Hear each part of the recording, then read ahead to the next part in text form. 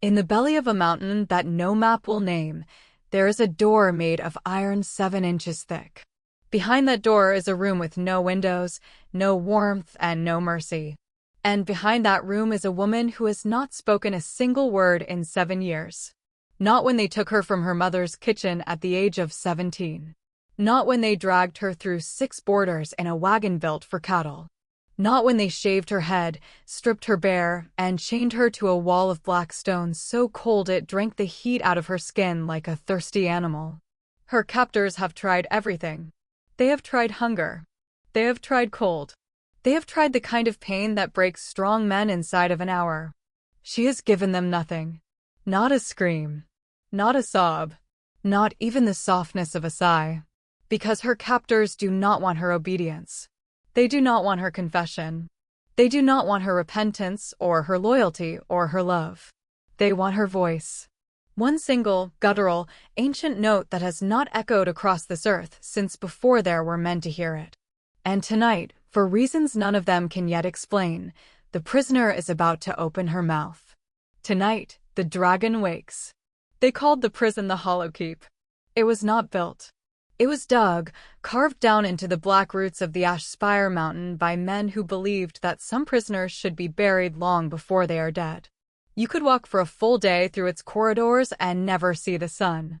The torches along the walls burned a pale, sickly blue, because the wardens had learned, centuries ago, that ordinary flame did strange things to the girls who were kept in the deepest cells. Yellow fire made them restless. Red fire made them hungry. And the old ones, the ones with scales already rising in their sleep, yellow fire made them remember. So the Hollow Keep burned blue, and the Hollow Keep stayed quiet, and every door in every corridor was forged from cold black iron that had been quenched in well water and prayer. At the deepest level, past 17 gates, past the interrogation rooms, past the chapel where the guards begged forgiveness before and after their shifts, there was one cell that had no number. Inside that cell, a young woman sat chained to the wall. Her name was Alara of the Velsmoor. But no one in the Hollow Keep knew that. They had stripped her name from her the way they had stripped the rings from her mother's fingers. To her captors she was the subject. The vessel. The girl who would not sing. She was 24 years old. She had been a prisoner for 7 of those years. And she had not spoken a single word in all that time. The warden of the Hollow Keep was a man named Seren Vale. He had come to the prison at the age of 31, carrying letters of recommendation signed by 3 separate kings and a scar across his throat from a war nobody remembered the name of. He was tall and quiet, and he had the kind of gray eyes that looked like weather. His hair was going silver at the temples, though he was only 38 now. 7 years as the warden of the Hollow Keep can do that to a man. Especially if that man visits the cell at the bottom of the keep every single night, without fail, and sits beside the woman he is charged with breaking. No one in the imperial records would ever write it down, but this was the truth of the Hollow Keep. For 7 years, Seren Vale had been falling in love with a woman who had never spoken his name. He had not meant to. In the beginning, he had only wanted to do the job. The Empress had given him a simple set of orders. Make her speak. Make her sing. The Empire requires it. The prophecy requires it. The survival of all we have built requires it. So he had followed the protocols. In the first year, he had tried cold. In the second year, he had tried heat.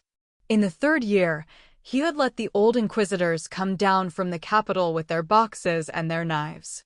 And Alara of the Velsmoor had endured all of it with the same still, steady face, a face that was not frozen exactly, but distant, like the face of a woman listening to music no one else could hear.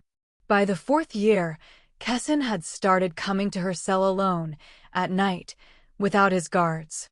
He told himself he was observing her, studying her, trying to understand the enemy.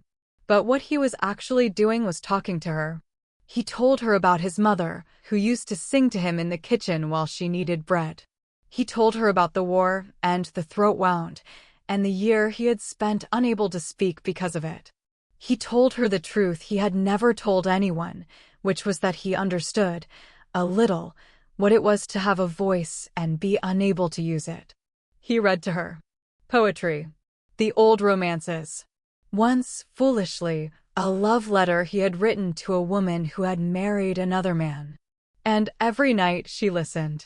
He could tell she was listening, because sometimes, when his voice cracked on a word, he would see her eyes, those deep, river-colored eyes, lift.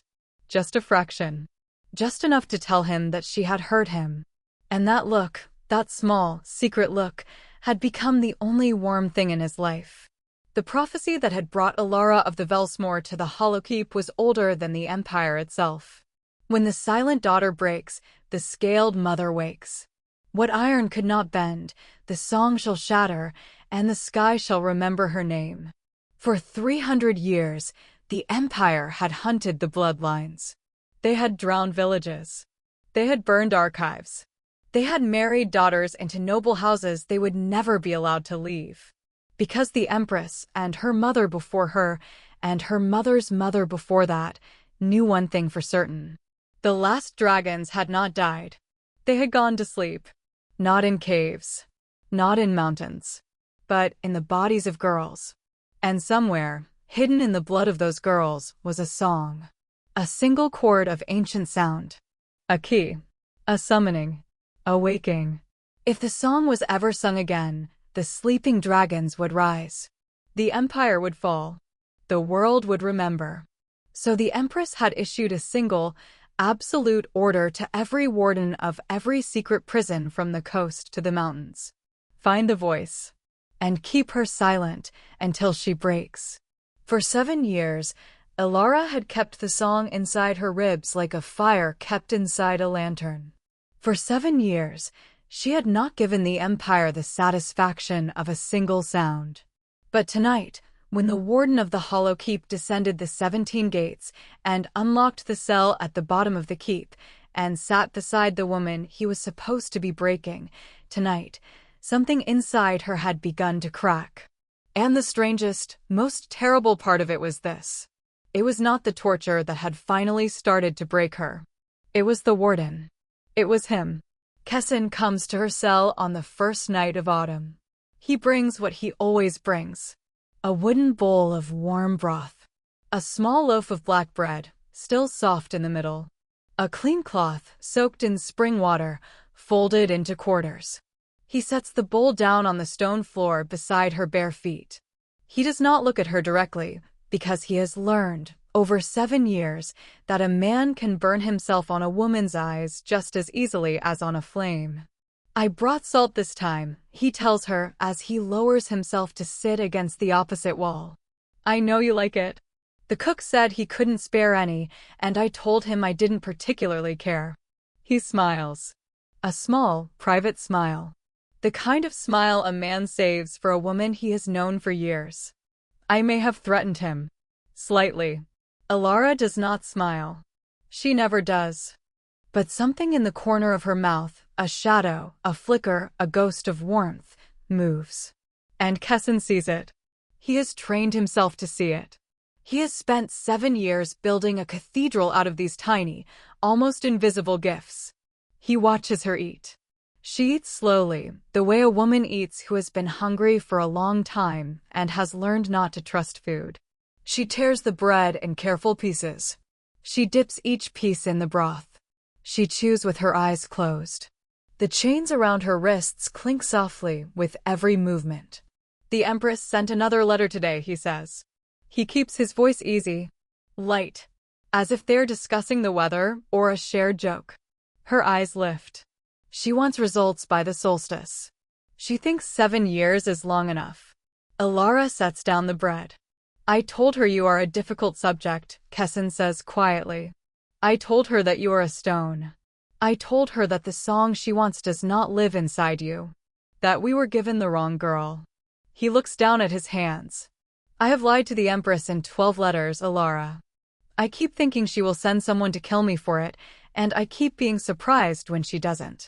Alara's eyes, and this is the first time in 2 months that she has looked at him directly, really directly, Not just the corner of the mouth flicker, but her full, unguarded gaze fix on his face. And Kessin feels it. In his chest. In the scar across his throat. In the old wound that has never fully healed. He feels her looking at him the way a woman looks at a man she has known in another life. The trouble started, if Kessin was honest with himself, in the 5th year. That was the year he realized he was afraid of her. Not afraid of what she could do. Not afraid of the prophecy. Not afraid of the Empress's letters or the Inquisitors or the fire that supposedly lived in her blood. He was afraid, simply, of what he felt when he walked down the 17 gates toward her cell. In the 5th year, his heart had started to beat a little faster on the descent. In the 6th year, he had started to change his shirt before coming to see her. In the 7th year, he had realized, lying alone in his quarters at 3 in the morning, that he had stopped thinking of her as the subject. He had started thinking of her as Alara. A name she had never given him. A name he had stolen out of a confiscated family Bible years ago, on a whim, because he had needed her to have a name, and the Empire had forbidden him to know it. Alara. My light.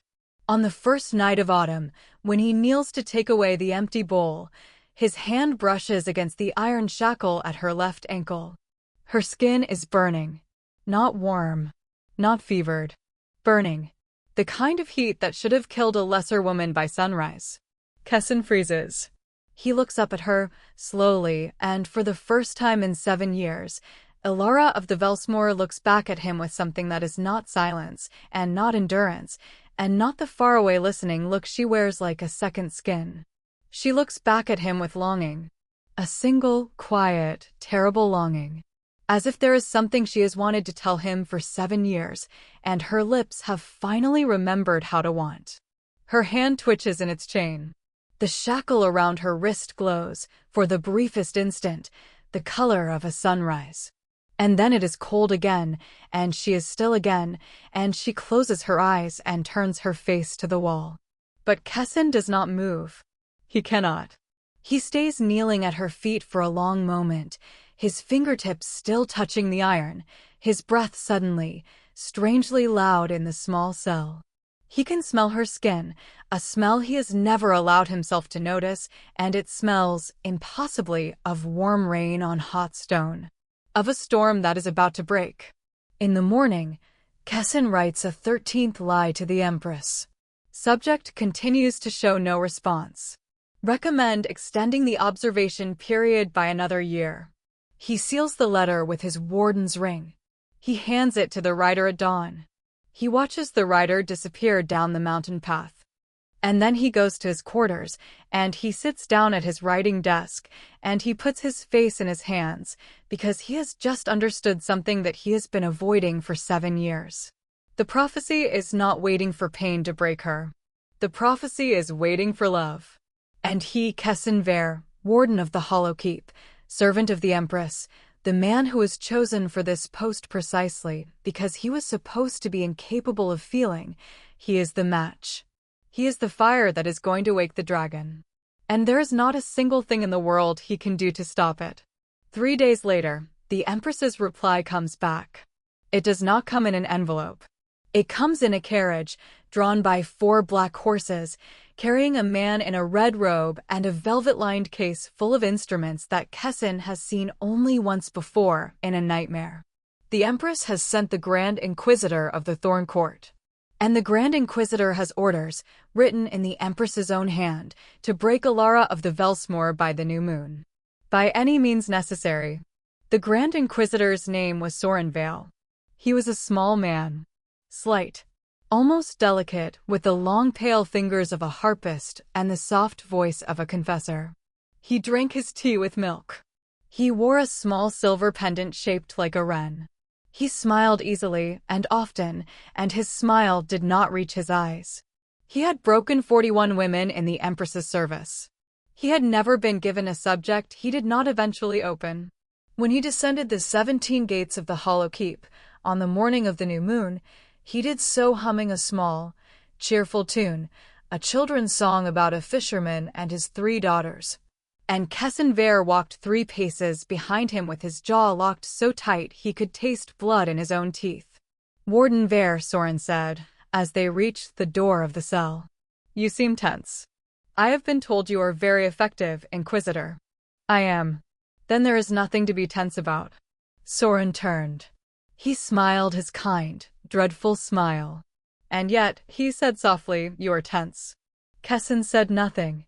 Seren tilted his head. He studied the warden the way a man studies a horse he is thinking of buying.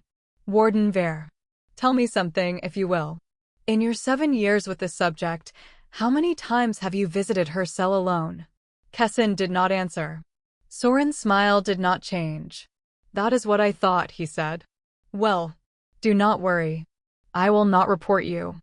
Tonight, you and I are going to solve a long-standing problem together. And in the morning, the Empress will give you a medal, and we will never speak of this again." He turned to the door. He unlocked it. "Come in, Warden. I would like you to witness." Elara was already awake when they entered.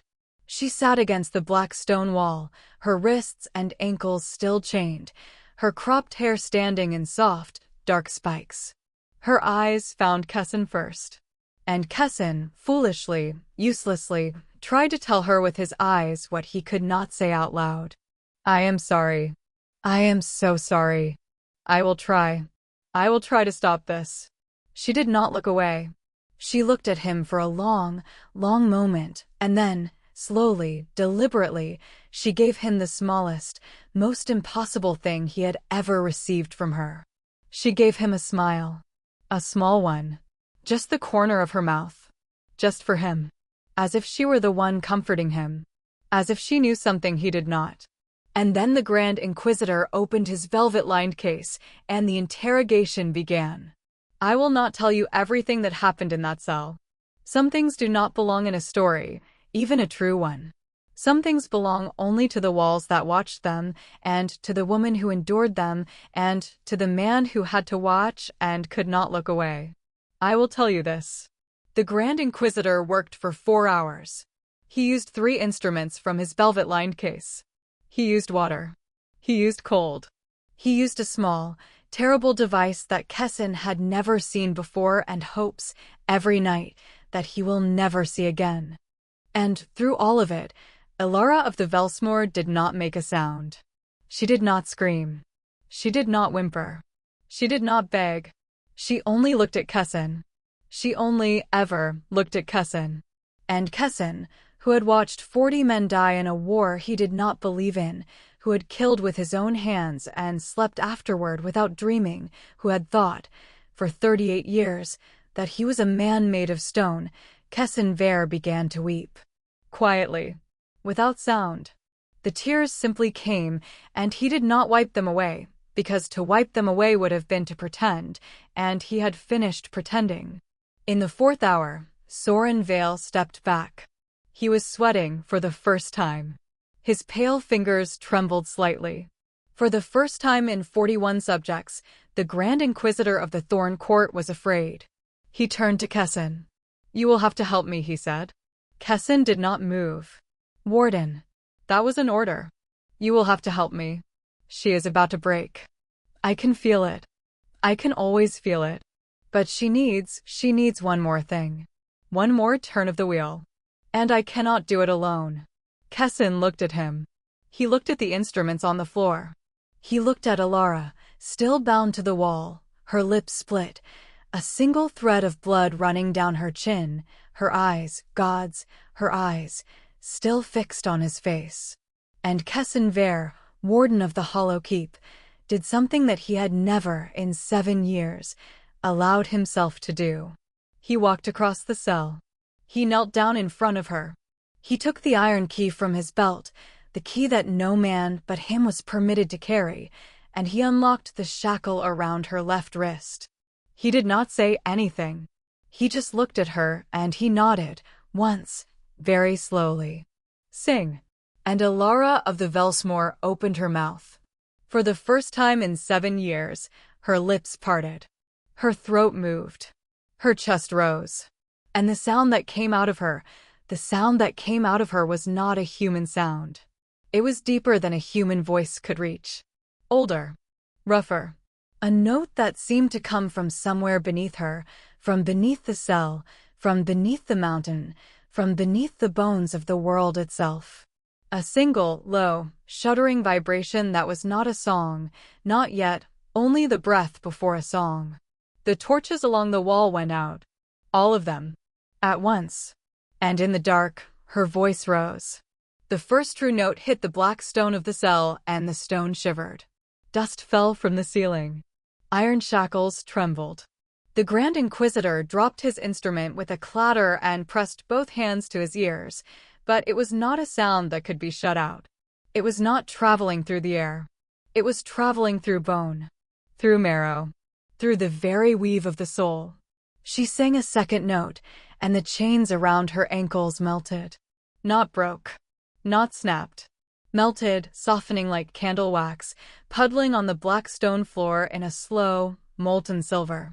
She sang a third note, and the iron door of the cell worked outward, as if a great hand had pushed it from within. She sang a fourth, and Seren Vale, Grand Inquisitor of the Thorn Court, breaker of 41 women, began to scream. He screamed for perhaps 3 seconds. And then the melody wrapped around him like a lover's arms, and there was a sound that Seren Vale will hear in his dreams until the day he dies, a soft, wet, final sound, and the Grand Inquisitor of the Thorn Court was simply not there anymore. Only his silver pendant, the small wren, dropped to the stone and rolled to a stop at Kessen's knee. Kessen did not move. Alara was still singing. Her voice had changed. It was building. It was no longer one note or 4 notes, it was a chord, a structure, a cathedral of sound rising out of her throat. Her voice had the shape of something enormous. Her voice had the shape of wings. And Kessen, still kneeling in front of her, saw the first scale rise through the soft skin of her throat. It was gold. Gold like a coin. Gold like the sunrise she had given him 3 nights before, in the briefest flash around her wrist. A single, perfect, shimmering scale, rising up through her human skin as if it had always been there, waiting. Another rose beside it. And another. And another. Up her throat. Along her jaw. Across her collarbones. The song rose with them. And Seren Vale, warden, liar, lover, fool, stayed on his knees. Because he understood, now, what he was witnessing. He understood that the Empress had been wrong about the prophecy. He understood that the iron had not broken her. He understood that the torture had not broken her. He had broken her. He, and the 7 years of small kindnesses, and the 13 lies to the Empress, and the bread, and the salt, and the love he had not known how to name. And as he knelt there, in the wreckage of a cell that was no longer a cell, in the presence of a woman who was no longer, quite, a woman, Alara of the Velsmoor turned her great golden eyes on him. And she smiled. The mountain began to come apart. It did not explode. It did not collapse. It opened, the way a fist opens, slowly, knuckle by knuckle, when a long-held tension is finally released. Stone by stone, the ceiling of the cell lifted away. The black iron door rolled aside like a pebble. The 17 gates of the hollow keep, one after another, burst from their hinges and flew outward into the corridors beyond. The blue torches guttered, flared green, and then flared gold, remembering, perhaps, for the first time in 1,000 years, what a dragon's fire was supposed to look like. And Alara grew. Not quickly. Not all at once. Slowly, with the dignity of something very old and very patient, her body unfolded out of itself like a letter that had been folded for centuries and was only now being read. The scales spread down her arms, down her back, down the long, strong line of her spine. Her shoulders broadened. Her neck lengthened. Her hands, still human for a moment, turned in the air as if she were touching the shape of the room, as if she were saying goodbye to a form she had worn for only a little while. From her back, from scars that Kessen had noticed once, years ago, and had never dared to ask about, 2 great wings unfurled. They were black at the roots and gold at the tips. They were wider than the cell could hold, and so the cell simply stopped holding them. The mountain made space. Her wings opened, opened, opened, and she rose. She rose past the shattered ceiling. She rose past the upper levels of the hollow keep.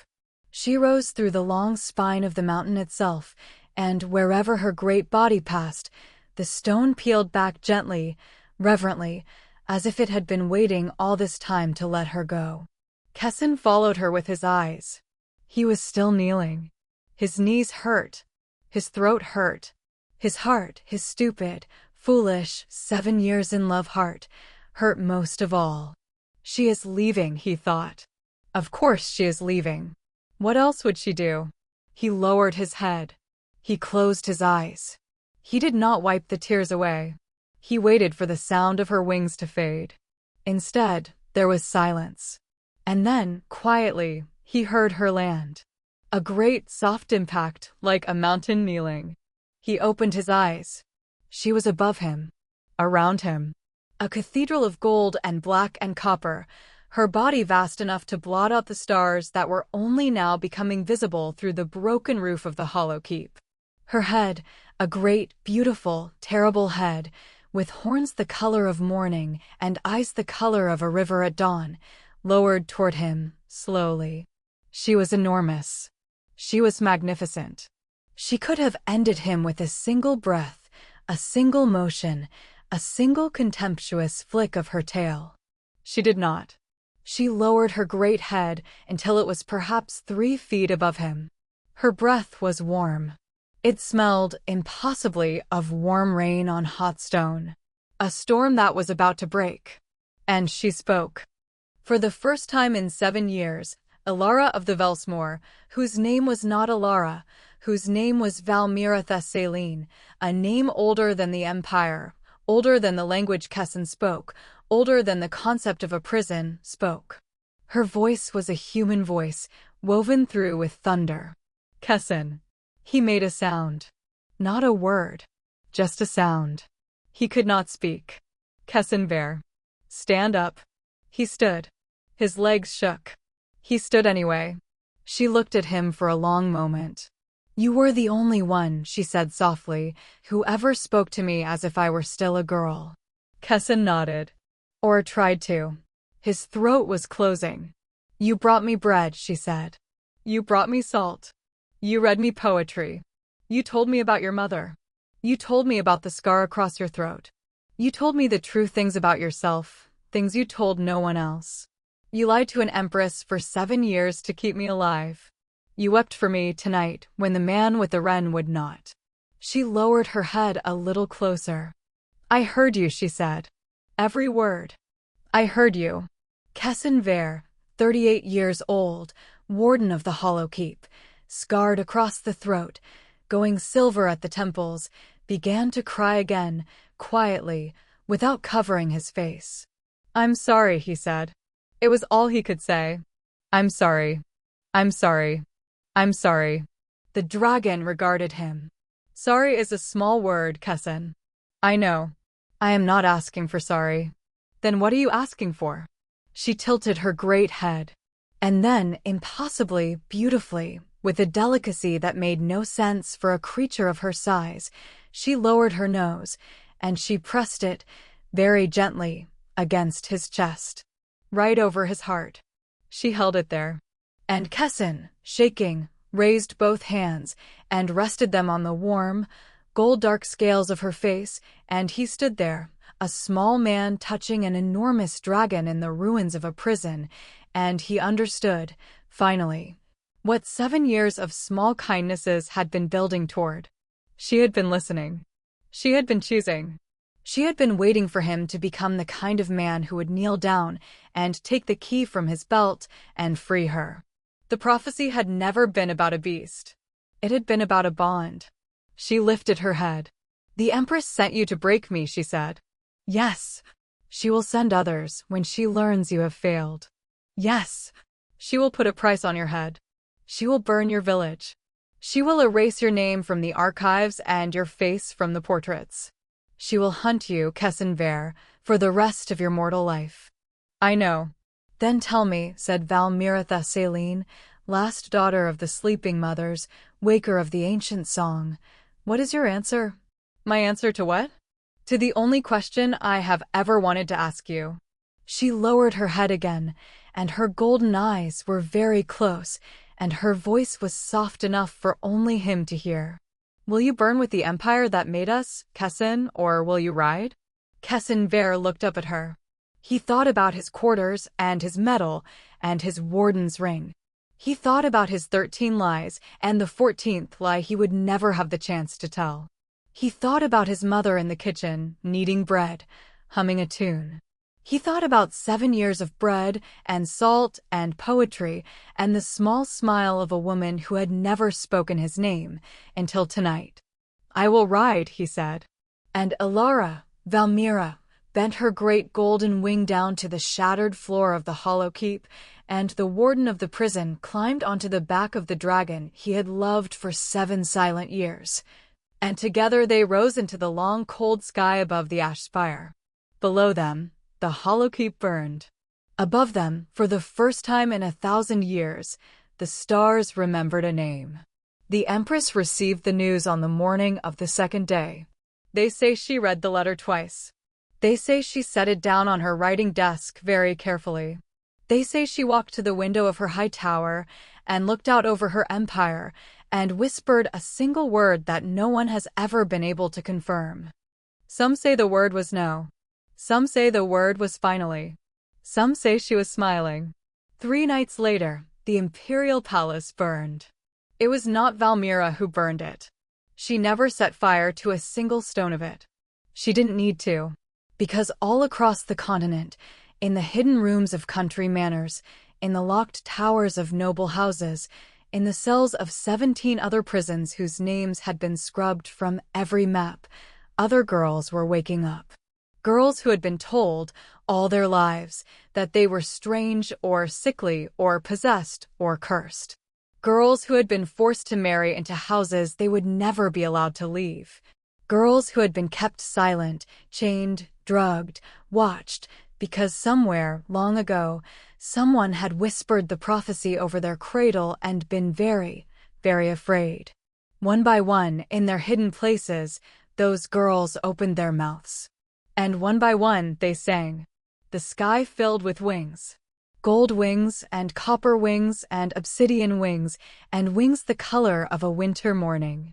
The old dragons, the sleeping mothers, were waking all at once, pulling their long hidden forms up out of the bodies that had carried them, remembering themselves in a rush of fire and scale and song. The empire did not fall in a single night. It fell over a long autumn, the way a great tree falls, slowly at first, and then all at once, and then forever. And in the years that followed, in the new world that rose from the ashes of the old, a strange thing happened. The stories began to change. In the court ballads of the New Age, the dragons are never alone. There is always, in every song, a human beside them. A scholar, a farmer, a shepherd, a warden, someone who once, long ago, treated a frightened, silent person with kindness and was remembered for it, across a lifetime, by someone they did not know they were loving. The bards say that this is the real secret the old empire tried to bury. They say the dragons did not sleep because of the empire.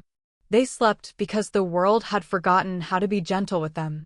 And the song that woke them, the song the Empress had spent 3 centuries hunting, was not a song of vengeance. It was a song of love remembered.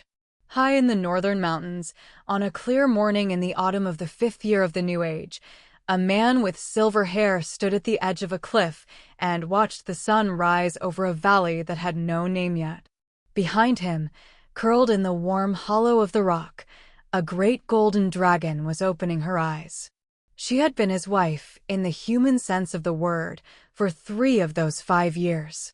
She had taken a small human form for the ceremony, and she had worn a dress of blue linen, and she had spoken her true name aloud for the 2nd time in 1,000 years, in front of him, in front of a small gathering of people who loved them both.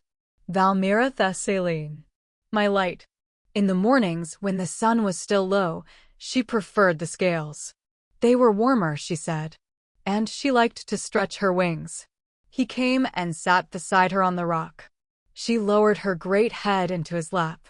And, softly, for no one but him, she began to sing. It was not the song that had shattered the hollow keep.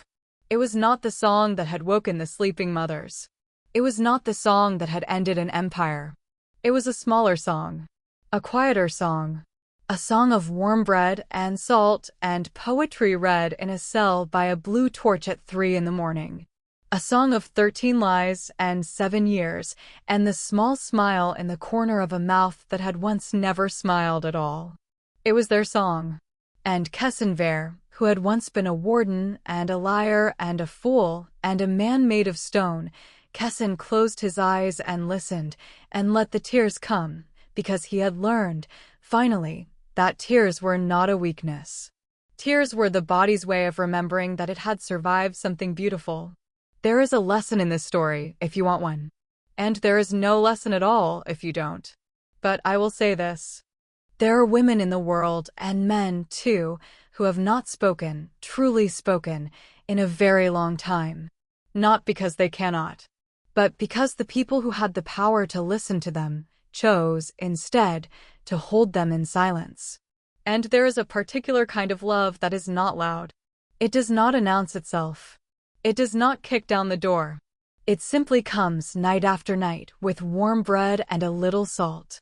It reads poetry. It tells the truth. It waits, patiently, across years, for a single small smile in the corner of a mouth. That love is not weakness. That love is the only thing in the world strong enough to wake a dragon. If this story stirred something in you, some old note you had forgotten you could hear, I would like to ask you for 3 small things. Not because the algorithm demands it, but because somewhere out there is another person who needs to remember their own voice, and they cannot find this story unless you help me. If Valmyra's first note cracked something open in your chest, tap the like button. It is a small gesture. It is also a kind of song. It tells the great sleeping algorithm that there is life here, and it should wake a few more listeners. If Kessen's 7 years of small kindnesses reminded you of someone, a person you have loved quietly, for a long time, without ever quite saying it, leave me a comment. Tell me who they are. Tell me their first name if you like.